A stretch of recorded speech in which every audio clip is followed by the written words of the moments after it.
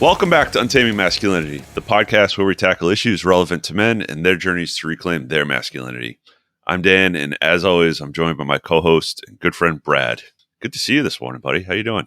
Man, I'm good. I'm fired up. We are surprising my son today with a trip to Monster Jam. I'm so excited to hillbilly it up, man. It's going to be awesome. So my son loves trucks, monster trucks, dump trucks, garbage trucks. Any kind of truck you can imagine. He'll like yell, "Truck!" every time we drive by one. So we thought that this would be pretty fun. So he's gonna be walking on the ceiling today. That's awesome, man. Yeah, man. What about you? How you doing? How's you sound better than you've been. I sound a lot better than I have the last couple of days. So yeah, last time we recorded, I told you I had a little tickle in my throat, and it proceeded to turn into a full-blown cold where I have not been to work at all this week. Thank God for work from home capability.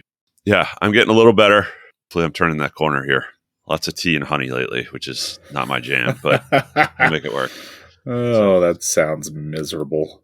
Yeah, it has been. The wife has been sick too, which makes it doubly miserable. But you know what? We figured we're getting it out of the way now. We both got trips coming up here in the next couple months. So get it out of the way, become, healthy and ready to go for those trips. So we'll be good to go. Good. Good. So we got a special guest today. We've got Steve Baumgartner with us. Steve describes himself as a child of God, a husband, a father, and in all areas, a leader. He has a storied history, one of abuse, adoption, addiction, and failure. And from those experiences, the fire-forged leader was born. Since then, Steve has embraced these experiences to lead in multiple areas, including church, his marriage, his family, community, obviously on the podcast, and through public speaking, mentoring, and coaching. So welcome to the podcast, sir. Thank you, Dan, Brad. Definitely appreciate being here. Untaming Masculinity. I mean, it doesn't get any better than that, right? Oh, brownie points. I see how this is going to be. I do have a couple questions, right? So Monster Jam, where are your seats located at, Brad? They are, it's the indoor, it's like the Jazz Arena here in Utah, Upper Bowl. Pretty close to center court line. So they're pretty good. They're up. Okay, that's good.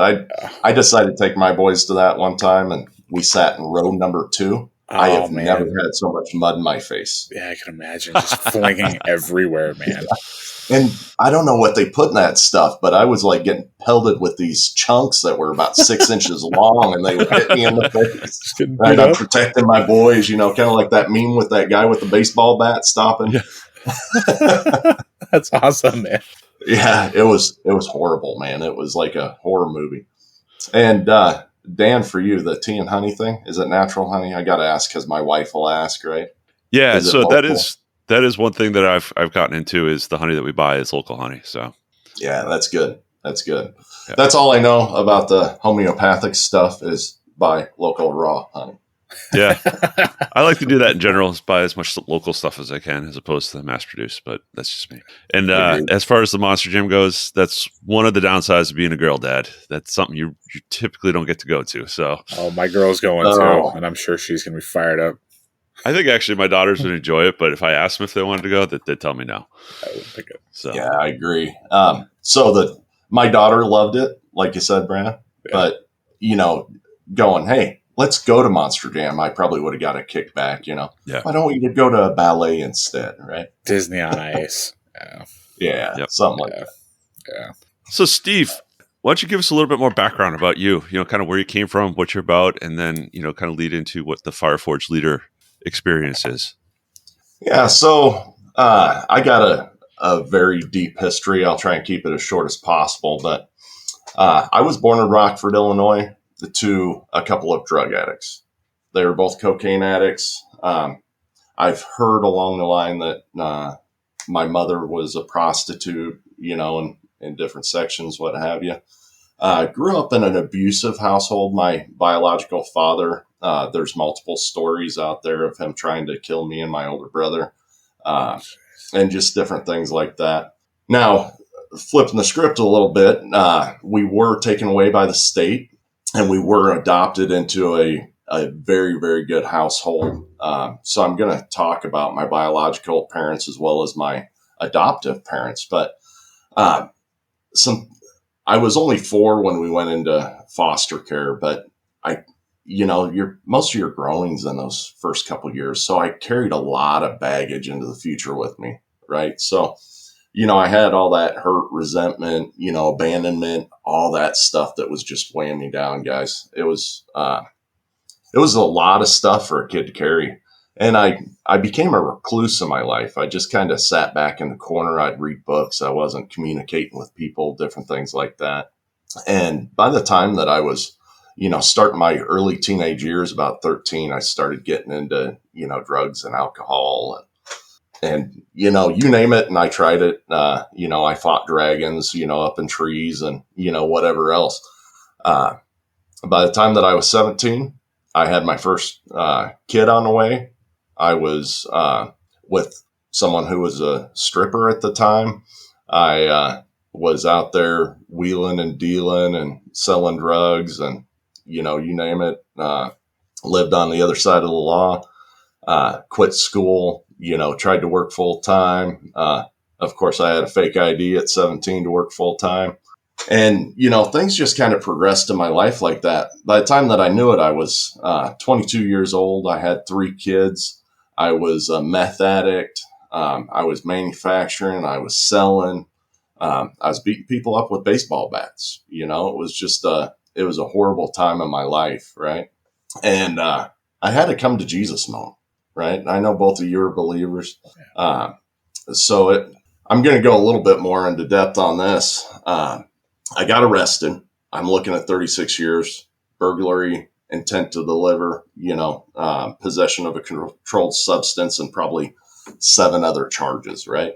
And I remember getting out of jail, released on my own recognizance, waiting on my court date, right?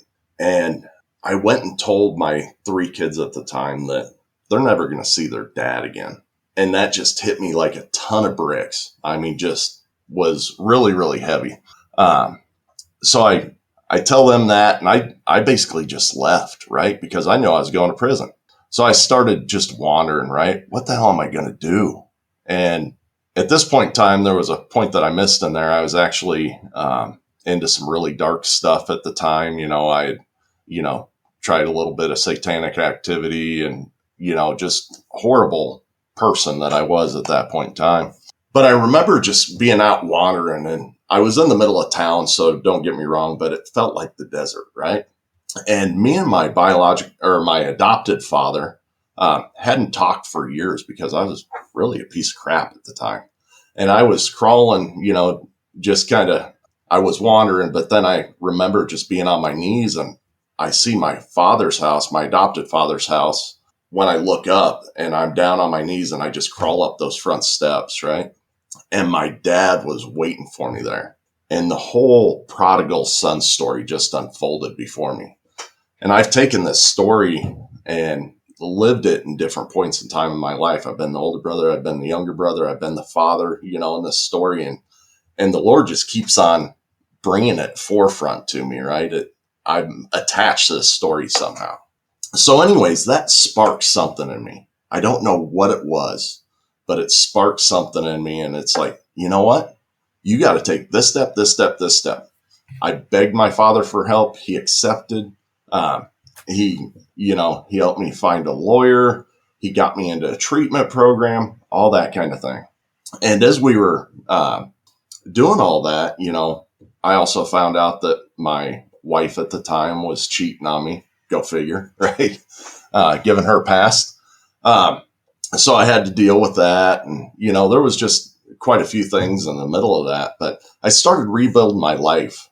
I can't say that I was healed at that point in time, but it got me on the journey, right? Got me on the path. If I fast forward a little bit, right, I ended up getting custody of my kids. I fought for custody. Thank God that my wife was a piece of crap than what I was at the time, because they actually gave a man custody, right? So I got my 3 kids. I got remarried, still with that woman today. She's awesome. So I went from stripper to Catholic school teacher. I just want to mention that. That's how my life's progressed, right? But I was still, carrying around all that baggage and, that sort of thing. So fast forward a little bit more, I was working hard. I was, providing for a family, doing all the things that I thought I should be doing as a man, but I still didn't have that emotional component. I was mean to my kids. I was mean to my wife. I just wasn't a good man, right? I was a man. I just wasn't a good man. So I was working in Kansas City at the time, and this gentleman come into my life named John Ross, and he changed the whole world for me. I hated my career at the time. I was just doing it to make money. But he come into my life and he looked me in the eyes and he said, Steve, you're capable of greatness, and you got to prove me wrong to show me anything different. So that was step number 2, right? Brought me up that next level. So, along in that time period too, my marriage was going to hell in a handbasket, right? So started working on that, working with my wife, starting to become a better man. We have, I took a couple of different promotions. I've been a director of asset reliability, a director of engineering, this, that, and the other. Now I'm a plant manager because I want to see how the other side of the world lived. But I got a couple different experiences along the way, and they all kind of get a little bit convoluted. But when I was working for this company, we actually hired Echelon Front, which you guys probably know is Jocko Willing's company. And Jocko and Dave Burke came in, and I got to meet those guys, and we did workshops and different things like that. And I'm like, oh my God, I got myself clean. I believe I've put my family back together. I'm not that great of a leader, guys, right? So I start working on the leadership realm. I start, picking out all these YouTube videos, reading books. I ended up, don't tell Jocko I said this because he's kind of big, but anyways, Jocko kind of gets on a loop after a while, right? There's only so much Jocko you can listen to before it's I Love Lucy episodes. But that's what got me into Order of Man, and just marching down that path is just trying to become that whole man. Since then, we took a blended family. Sherry had 2 kids. I had 3 kids. We blended those together. They became our kids. No separation there at all. And then we've had 3 additional kids since then that are biologically both of ours. And I'm just trying to be a better man. So where Fire Forge Leader really came from is, there's been a lot of heat and pressure. There's been a lot of getting beat with a hammer. There's been a lot of shaping. Been a lot of reemergence into the coals, right? And then out comes the man that you see before you today. So that's kind of my story. Sorry, I wanted to keep it short. Oh, that was awesome. There's a lot to unpack there. The one thing I kept thinking about is, you talked about the story about the prodigal son, right? And how you kind of feel that you relate to that. And as you know, in the Bible, when it talks about the story of the prodigal son, it talks about he was lost, but now he's found. Right. And you had to go through all of that. And I'm of the personal belief that all of these horrible negative experiences that we've had in our lives, if we allow them, can be used for good to help define us moving forward. And that helps you as a leader in your ability to relate to others. So I guess the question therefore becomes, as you've started down this leadership path, how have you been able to use elements of your past to help guide and lead and inspire those around you? Yeah, so I found over time, that I used to hide that like they were scars that I didn't want anybody to see, that past. However, when I accepted the Lord's plan and started sharing that with people, right? And I really believe that that's why I went through all that, is so that I could share it. What I really found is that, I've become more hireable, right? Because they don't find it in my background. I become more relatable because everybody's got those wounds. Everybody's got those scars that they try and keep hidden. And if I can get to the levels that I've gotten to in my family and my community, out in public speaking, with my career, other people can do that too, right? I mean, I was looking at 36 years in the pen, and, I've also, I've also been a director level position over 42 plants with the world's largest company in its category, right? So there's that resonates with people. It really shows them that, you know what, these choices are something that if I align myself properly, I can move ahead too. So I'm very open and honest about my background. The only thing that I'm ever ashamed of now is the people that I hurt along the way. Yeah, that's the word choices in the last part of that really stuck out to me, because I think that's a lot of what it is, right? Is you made choices earlier in your life. You made poor choices that put you in a position where you were, self-described meth head. You had 3 kids with a stripper, and just, you were heading down a bad path, right? Looking at time in prison, Yep. the whole 9 yards. And there was a turning point where you were able to make a choice, and you didn't just wallow in the woe is me of life. Which this is my path. This is the hand that I'm dealt.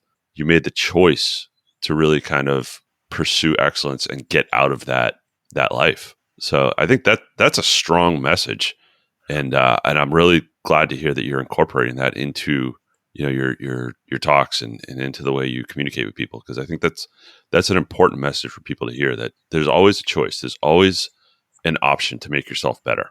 Yeah, the only thing that I would correct in that, Dan, is that I don't know if correct's the right word, but it's the one that I'm going to use. No, that's fair. I don't know if I'd call it a choice. I would call it choice with the parentheses and S in the middle, right? Because it's just a constant journey of different forks in the road, and you got to constantly be looking at every one of them to choose the right path, right? It's like a really, really deep family tree when you look at it. Yeah. This is a concept that, Dan and I actually talked about a couple episodes ago about choice and choices. We're presented with so many choices.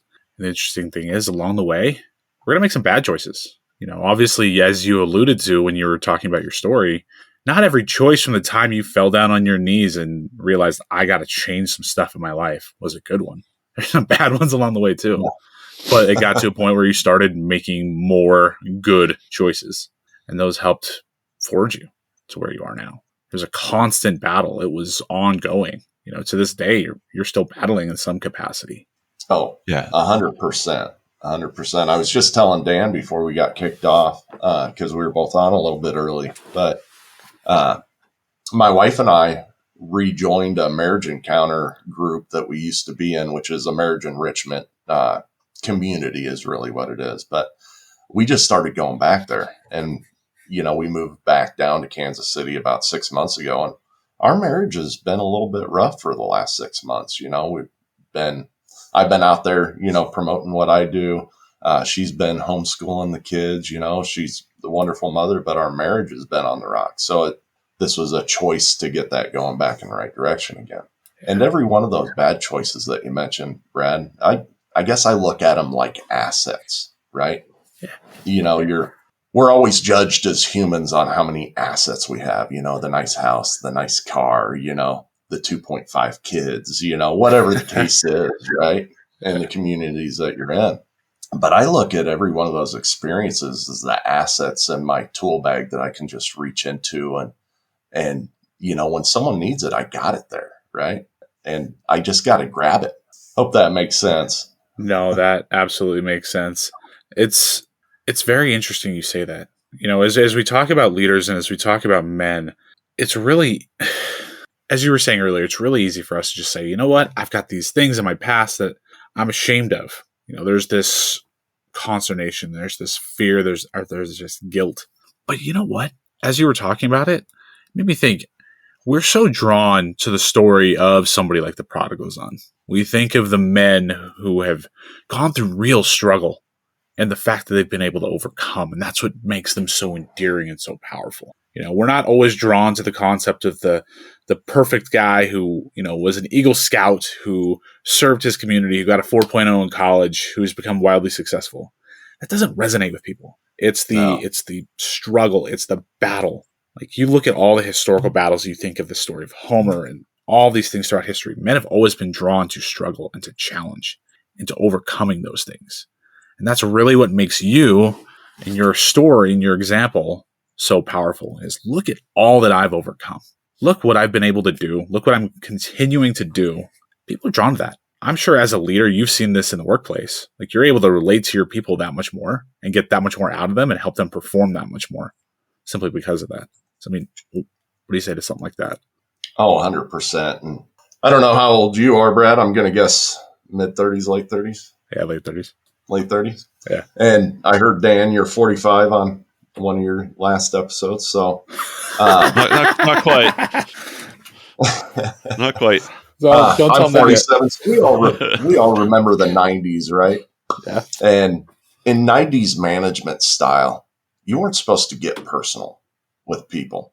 And I think that's when we really started to lose leadership as a whole, right? Is we couldn't ask them about their kids anymore. We couldn't, talk to them on a personal level.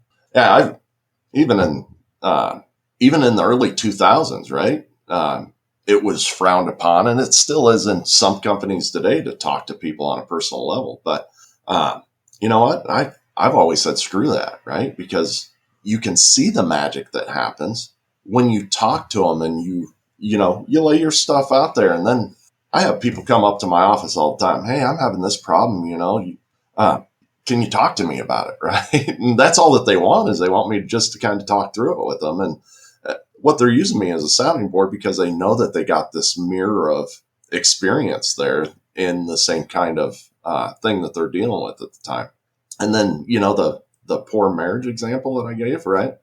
I've been married twice and I've had 2 poor marriages, but I've also got an excellent marriage right now. And it's awesome because, coming back down here, we went in the same marriage encounter community. When we left, we were looking at being a presenting couple, and transferring this knowledge out to everybody else and sharing our experiences. And after last night, we only went to one community event. They're like after us again to do that because they're like, you guys got an awesome story, and people are going to resonate with that. And I just got invited to back to Lincoln, Nebraska to do a talk for a church men's group at a retreat center, right? And all these kind of things is if I wouldn't have had those experiences, I wouldn't be able to touch other people, and once again, it just comes back down to the assets of those experiences. I don't know where the question started, but that's where it's going to end. No, that was... it's interesting to me how the concept of the underdog is what's really what men are really drawn to, as opposed to, like Brad said, to kind of link your 2 thought processes here. We've got all these stories of men who have faced impossible odds, but they've made the choice to battle. And I'm going to go back to that choice conversation we had a little bit here. My point initially was that you made the distinct choice to not go down the bad path. And then you had to make a bunch of choices, right? Continuously, even to this day, of all the right choices to stay on what we'll call the good path.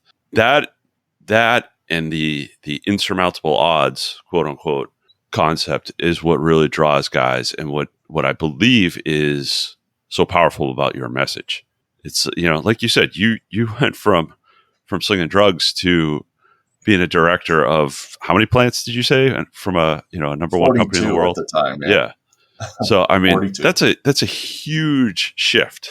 That's a major shift in career, we'll call it.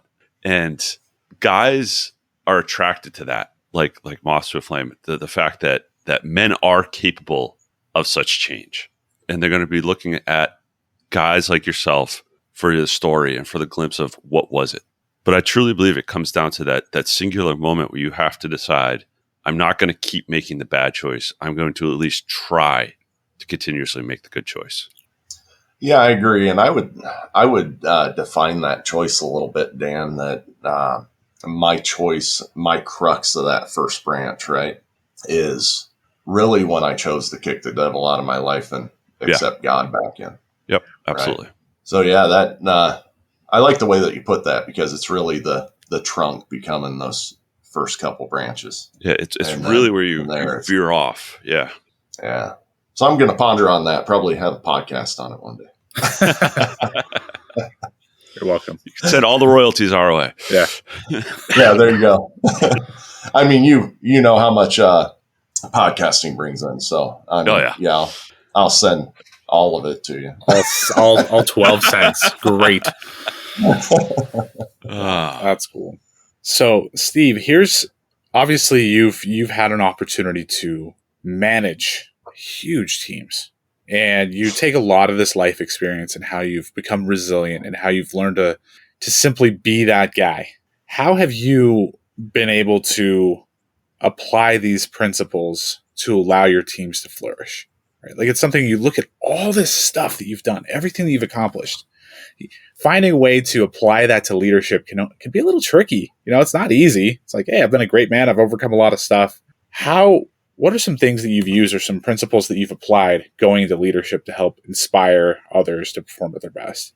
Yeah. So the human condition is really screwed up to start with, right? Yeah. We were born with more challenges than what we could ever imagine. We were born to be fat and lazy. We were born to choose comfort. We were born for all these things that are just counterintuitive to being successful in business and our lives and our communities, what have you. So the first thing is, in my opinion, is that you got to have a message that resounds with people. So in business world, right, we would call that a vision and a mission, something that just fires people up. And, get into a little bit of terminology here. You can't just have a vision. You got to be able to cast that well, right? You got to make that vision and that mission something that everybody wants a part of, not just go, yeah, we're going to be the best whatever in 2023. Yeah, that might resonate with some people, but some people are drawn to safety. Some people are drawn to, numbers. Some people are drawn to the fluffy stuff, the people orientation, whatever the case may be, right? So you got to make it for everybody. So you start with that vision and mission, right? And you really got to message that well. And, I like to take over areas that are really, that take a lot of work to get them lifted off. And then I like to hand them off to someone else. That's just something that I appreciate in my career. I call myself a rough polisher. So for me, that's pretty easy because I can insert some of my stories. And guys, this isn't so hard. Let me tell you a story, right? So that messaging is very, very important after you get them hooked. You got to get them hooked so that they get off the couch, right? But then you got to message it to fire them up to move forward. And then you just got to lay out that path and then bring people in at the same time and let them use their personal stories to fuel the mission, right? So a lot of the same things that we do as successful men, right? We have a vision, and, we actually do in our group's vision and mission combined. It's not just a vision. And then we build out objectives and then daily tactics. And then we measure those results and we bring teams together to, share their experiences again. I was just talking, I'm probably going to get you kicked off from every platform that you're on for not being PC here. But I actually told my HR manager at one time that we're not going to hire black people just to hire black people, but I want to hire diversity because I want different thoughts, right? I'm not going to do it for a number. I'm going to do it for the right reasons because they're the right people with the right personal experiences. And when all those people come together, and I've had men, women, black, Asian, you name it, they've, Hispanic, they've all been on my teams. I have no problem with any of that, but I'm not going to hire it for a number. I'm going to hire it for the personal experiences and let them bring something to the table, just like I brought something to the table, right? It's diversity of thought. Like as you introduce all of these individuals, and diversity of background as well. You need people who have had different life experiences. That contributes to this pool of shared meaning that really helps us get across what we want to accomplish. Mm-hmm. Agreed. How did that conversation go over? Because I've had a similar conversation with my higher ups, and it was didn't go so rocky. Yeah. Yeah. So this this person doesn't work directly for me, but is a dotted line. So it was probably easier than your conversations. Yeah. And her direct line boss and me are pretty tight. So he's old military and what have you. So Gotcha. Yeah. it was pretty easy. Not to get too far down a rabbit hole on this one, but I work for a German-owned company, and they've got a lot of what we'll call social initiatives like that. And but their hiring process over there is very, very different. On their CVs, they don't call them resumes. They everything about the person is on that. Whether they're married, whether they've got kids, how many kids they have, what their ages are, who their parents are, where they come from, everything. So the entire person before you hire them. And it makes it very interesting when the German leadership comes over here and we're looking at hiring people, because they start asking questions that in the US would be considered illegal. Yeah. And it's like, you can't ask that here. Like, that's not, I had a leader ask once what the sexual orientation of a candidate was. And it's like, you can't go there. Can't do that. But to your point, they do it because they want to know the entire person, and they want to make sure that their group has it's the best candidate, and they also build a diversity of thought, to use Brad's terms, within their team, and that information allows that. Yeah, we've done a disjustice in this country about making everything illegal and a touchy subject and this, that, and the other. I mean, a fit is so damn important, right? And I have to fight this with, I'm hiring, manager type people, high level leaders, what have you. And I have to preach the subject all the time that, I get asked, why didn't you hire this person? They're way more qualified. Yeah, they're way more qualified on paper. I agree. I can teach tactical skills, and that's what you're seeing on paper. I can't teach passion. I can't teach life experience. I can't teach the way that someone's going to treat someone else without reprogramming that person, right? So it's been a big disservice, in the HR and the government and, everything else that we got going on with hiring people right now. It's ridiculous. Yeah. And to roll it back into the leadership part, and Brad, you're probably finding this now at this point in your career too, it's really where the interview process and being able to talk to people comes in. Because like you said, I can read a resume and go, this guy's great on paper, right? He checks all the boxes. He's got the education. He's got the experience. He's got the credentials, the software, whatever you're looking for. Got it all. But you know what? If he doesn't, he's probably not getting the interview. So let's just assume that everyone's got pretty much all of that. It comes down to the interview and how you interact with that person. Because, so you work for a large company. I work for a very small company. We've got 30 people, right? So culture and fit is really important for us. You're going to be working with everyone in our company, from the guy packing stuff in the back all the way up to the VPs that are sitting in the front offices. You're going to be dealing with them on a daily basis. There's a certain culture, a certain fit in our office. And if that person isn't capable of melding to us, it's going to be a disaster. That I've worked in larger companies. You can get around it more in larger companies because that culture doesn't tend to be as, I'll call it defined or tight. Yeah. But like you said, I can teach you the hard skills, right? If I run engineering and production. So if you're a mechanical engineer and you fit our culture and you're a smart guy or smart woman and you whatever, but you don't have this one little skill, no problem. We could teach you that. But you got to be able to get along with all these people and work with all these people. And that, to me, is one of the biggest hurdles in leadership, is being able to identify that at the beginning of the process and being able to say, okay, this person's a fit. We're going to teach them what they need to know, but they're going to be the person that we can build a team around or continue to build our team with. Right. So bringing that back a little bit into my personal experience, I want to blow your mind for a second, since you're an engineer and all. I was the director of engineering for a little while in my company. It was a little bit boring for me, I'm not going to lie. So I pitched that pretty quick. But I was the director of engineering. I had all these, chemical engineers. I had mechanical engineers. I had electrical engineers, all these engineers that worked for me. Yep. Guess how many engineering degrees Steve has? Goose egg. A big goose egg. I have a associate's degree in telecommunication electronics. Nice. But I know how to lead people, right? And the tactical skills are the tactical skills. I mean, I had experts working for me, right? I needed to decipher information and make sound decisions. That's what I needed to do. You're not supposed to be the subject matter expert as a leader. Right.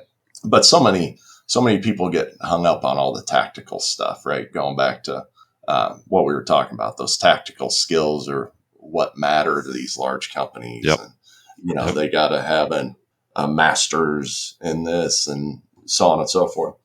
So I'll take you, I was sitting in a normal staff meeting at one point in time. We were all, sharing our experience in the years of, that we'd been with the company and what we had done. And, I had all these people that, I started out as a janitor. I was packing boxes in the back. I was doing this, that, and the other. And now they're senior leadership, right? And then I have this guy who's an egghead, right? And he goes, well, I went to college, so I didn't have to do any of that shit. I'm like, really? That's funny. You work for me. And, of course, I made one enemy in that, and I made probably 10, people who were like, thanks for having our back on that one. That was really degrading. So, yeah, it's amazing how much we focus on tactical stuff. It really is. I could go on for hours on this topic, but just a small story. We always used to joke in college. I've got a mechanical engineering degree. We always used to joke in college how many mechanical engineers couldn't change the oil in their car if they had to. Right. It's just it's that concept that you're above it or you're beyond it. It's like, why? So yeah. I think one thing that would help the engineering profession overall is if they went down and worked with maintenance, doing preventive maintenance and scheduled maintenance, to really understand what their outcomes are, right? Yeah. The best engineers that I hire come from schools that have internship programs that start with the kids working in like the machine shop or, in the lab if they're electrical engineers, and just, being techs, learning how to solder, learning how to build the machines, whatever it is, and working their way up through that, because they have an appreciation for the people who are putting their designs together, and they also have those hands-on skills. So if they have to troubleshoot something, it's not just, I make it look good on paper. You put it, that there's not that disconnect. Yeah. I actually have an interesting story recently that I ran into in that explains this whole concept really well at work. So in my job, I kind of, in a lot of ways, the connective tissue for a lot of the company, because I handle our bug process. And if things break, it kind of falls on my team, and especially me, to coordinate, facilitate, make sure that stuff gets done. And I work for a customer experience company, surveys essentially, right? And somebody was building a survey for a client that was supposed to go live on Tuesday. Why they decided to have it go live the first working day of the year, no one knows. Silly decision. But this survey had broken. So I had gotten engineering, like the R&D folks involved, our product teams involved, and a bunch of people. And the engineering person reached out to me and they're like, Brad, we can't reproduce this. This isn't happening. So I was like, okay, cool. I couldn't reproduce the issue either. I was like, yeah, this isn't happening anymore. So the guy on my team that I'm overseeing, I reached out to him and was like, hey, reach out to these guys that reported this issue, ask them to see if it's still happening. They didn't respond to him. So I reached out together with him. And the guys are like, yeah, it's still happening. Our whole team's running into this. Like, define your whole team. Who's still seeing this? They listed a bunch of people. I asked, could you go through and try now? This is still a recurring issue. Completely dismissive of it. This is something that had urgency. It was escalated at an executive level. So I reached out to this guy's director.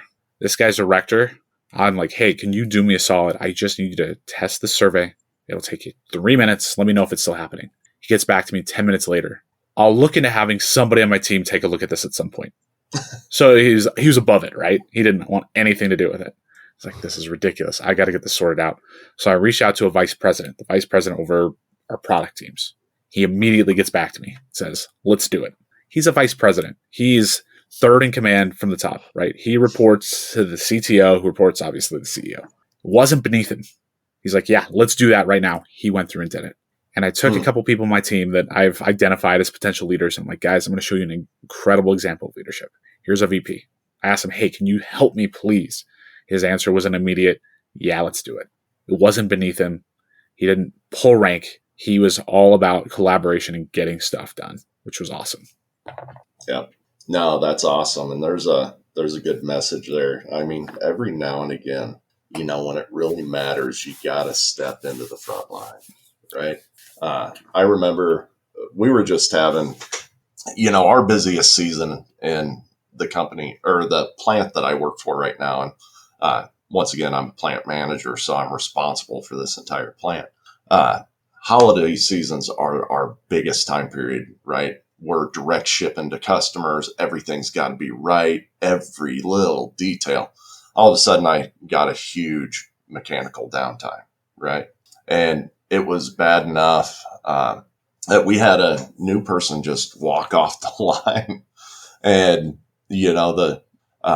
I'm down there on the floor, and the supervisor of the area is, trying to reorchestrate people, get everything working, trying to achieve the mission.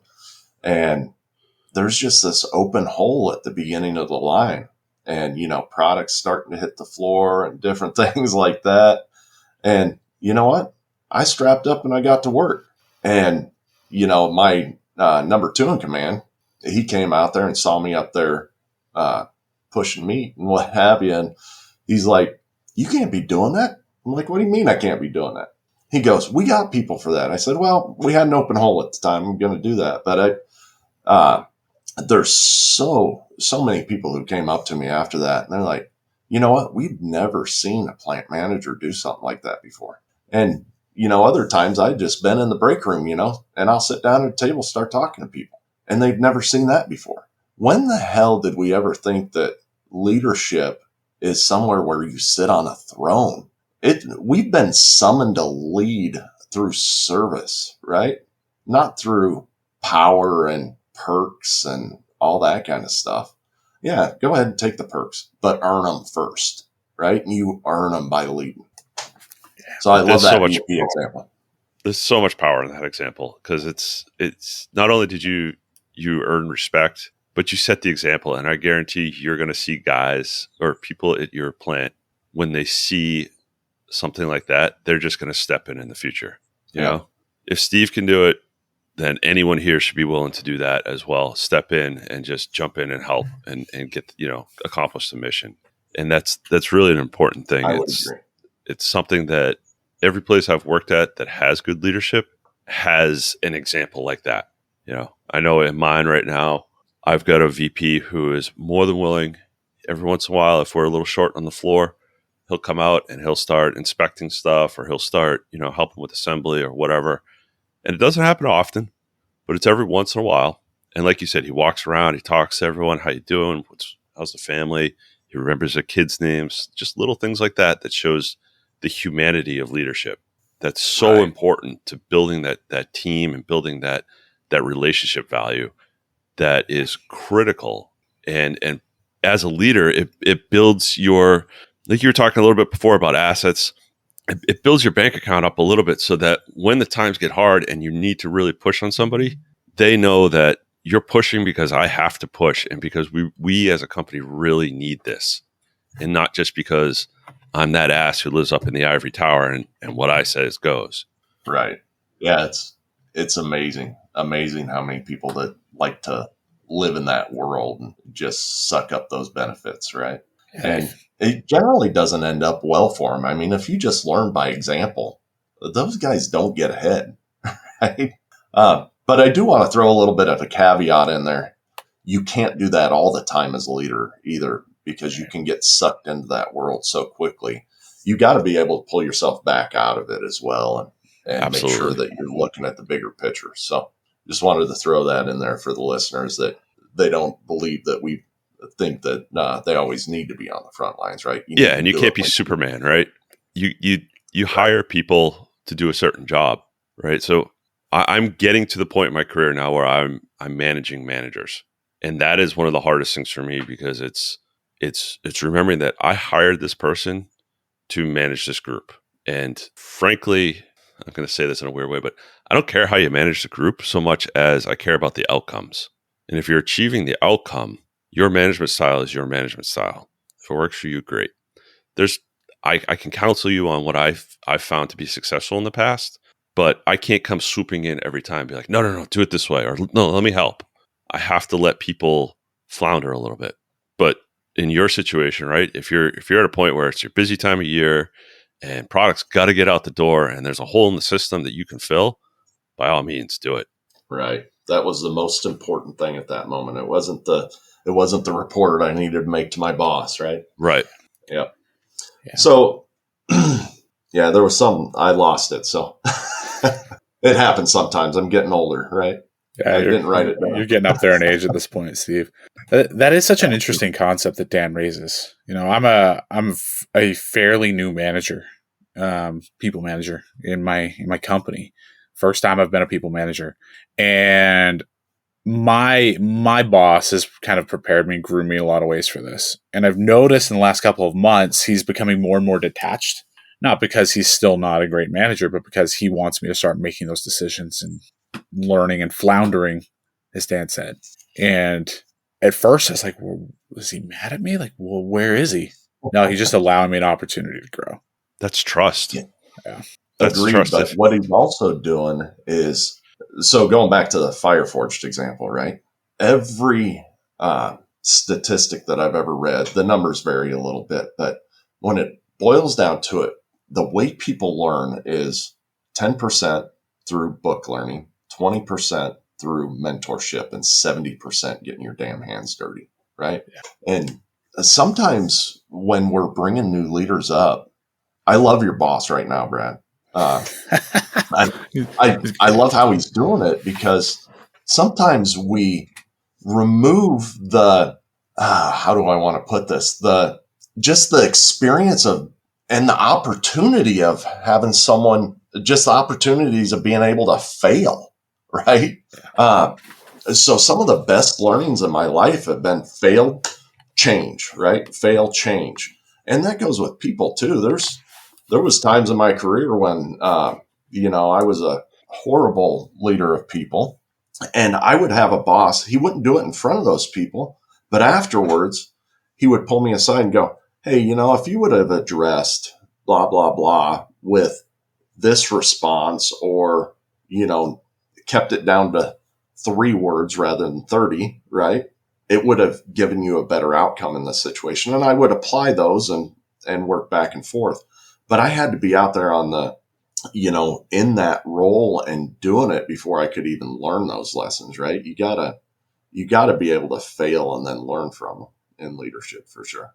There's a lot of power too in you can learn something and you can do it the right way all the time and be successful, but you don't own the process until you've failed at it, had to course correct, and then said, okay, this works and this is why it works. And then you really own that knowledge, own that process, and are like you said, able to apply it successfully.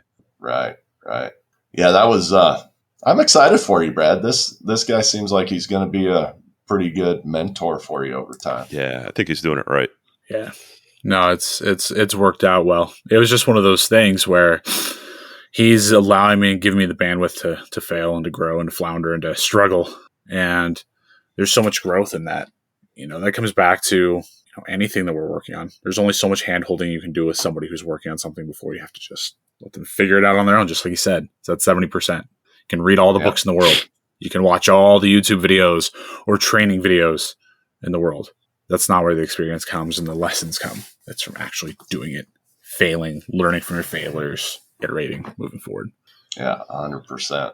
So it's interesting, in my story at one point in time and knowing that I want to be a great leader.